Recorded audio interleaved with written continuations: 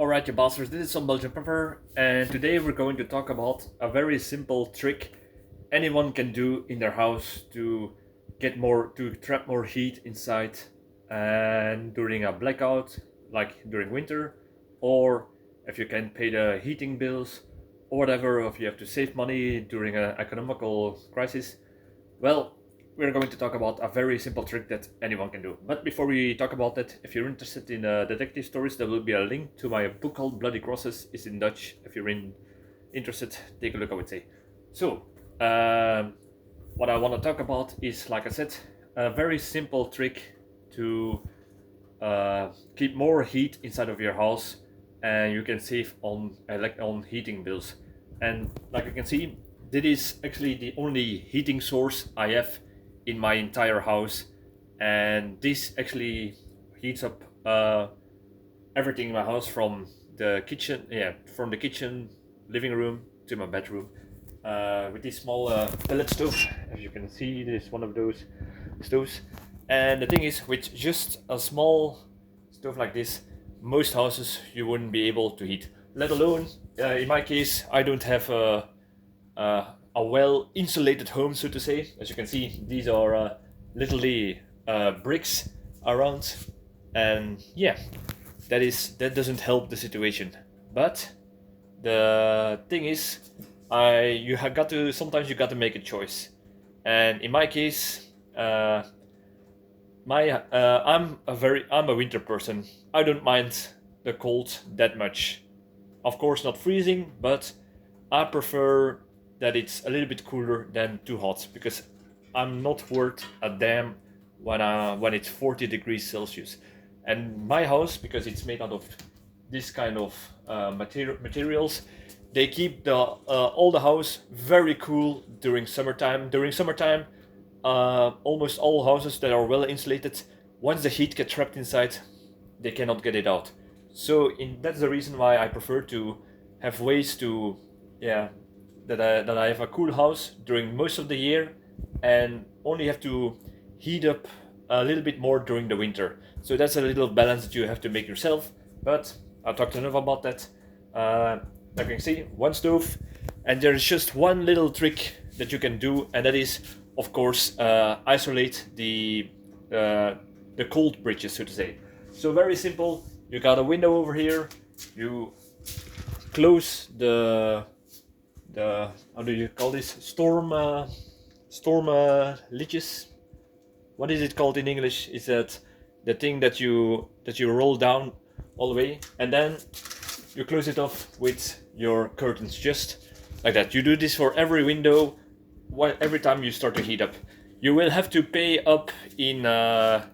But during winter time, there's not that much sun, or the sun is going down very fast. So, yeah, sunshine will be paying a little bit back in that case.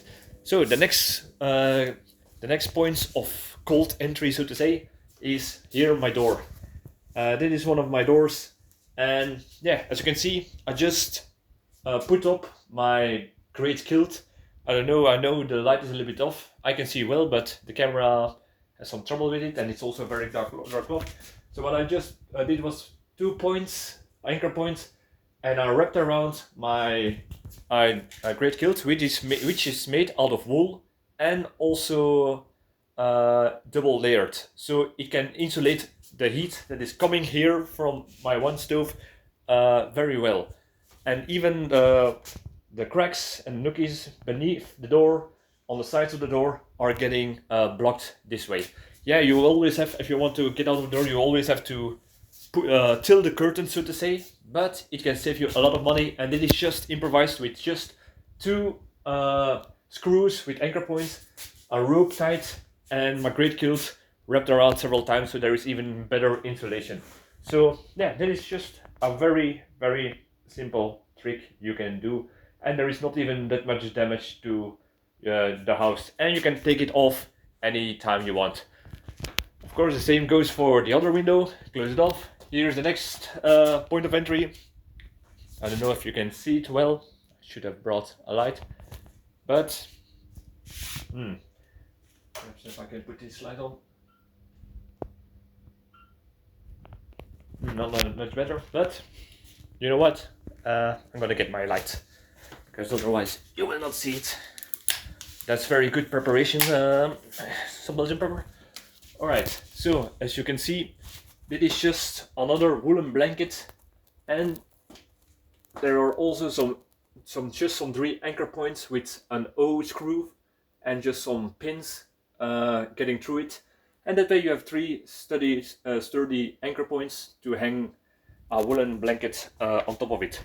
So yet again, keeps on the sides beneath it.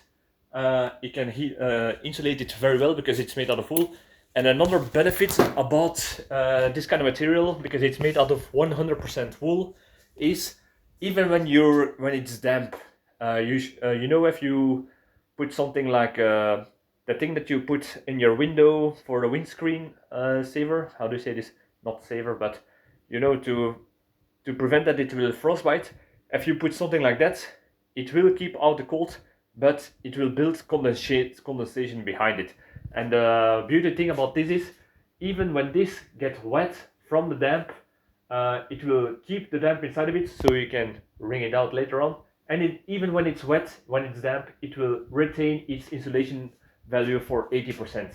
So if you're like here in the kitchen cooking, there's water vapor going on while cooking, perhaps from the sweating that you do automatically, breathing out, that can cause a lot of condensation in a house.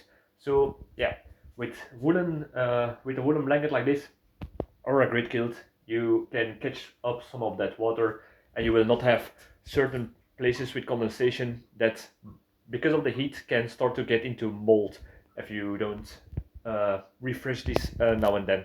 So the last point I wanted to make is, we saw 3 points of cold bridges that are now closed off, and the heat, since I've done this, and my stove is not even at full heat capacity right now, I can feel the heat here right up. I can walk around in my t-shirt comfortably this morning, because I did not put on my my stove, so to say.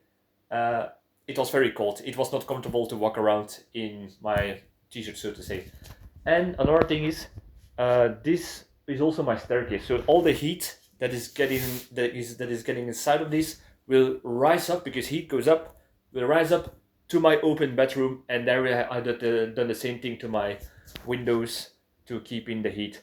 So that way you have only one heat source, and yeah, with a little bit of imagination, creativity, you can, and with the gear that you have, you can just improvise something to retain the heat inside of your home better. And that is what prepping is all about. Because many people will say, why do you do this? It looks ugly. Perhaps it's not that efficient. It's perhaps not the best one, but it works, as you can see. And another thing is, what they will say, why don't you just keep your house up to, how do you say this, building norms, and that kind of stuff? Why don't you place isolation?